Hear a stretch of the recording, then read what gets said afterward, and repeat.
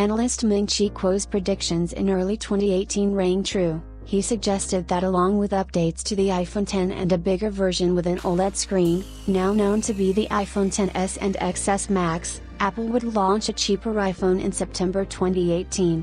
Except the new phone would be a 6.1 inches model with an LCD screen that it would be priced much higher than the iPhone SE is currently.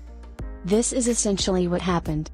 The iPhone XR arrived and the iPhone SE was discontinued in September 2018, leaving Apple's lower-priced and older iPhones to meet the budgetary demands of the low end of the market.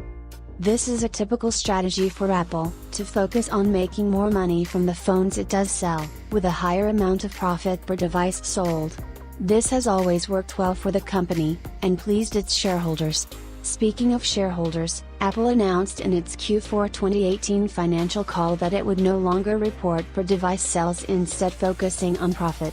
This is key. Apple anticipated that it would see fewer sales of handsets, but intended to continue to make lots of money, and that's what it wanted attention to be on. However, following Tim Cook's profit warning to investors in early January 2019, it seems that that strategy may not be paying off as well as Apple had hoped. We're talking a lot about the market in China above, but all the above probably rings true in the rest of the world. Could a new cheaper handset be the solution to falling sales and the associated lower profit in these times of economic uncertainty? If the iPhone XR is indeed the replacement for the iPhone SE, does that mean Apple will no longer continue to sell a smaller handset? Perhaps.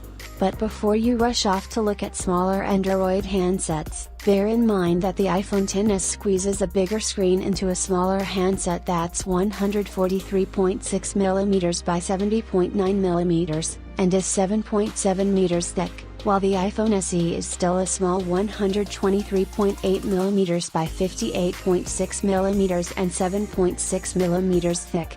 That's just 2 centimeters longer and slightly more than 1 centimeter wider, so the iPhone XS may not be as massive as you were thinking. How about an iPhone XR mini to appease those who desire a smaller iPhone? While Apple may not want to revive the iPhone SE for fear of looking like it is stepping backwards, reworking the iPhone XR into a smaller shell would allow it to create a new smaller, cheaper handset to appeal to this huge market.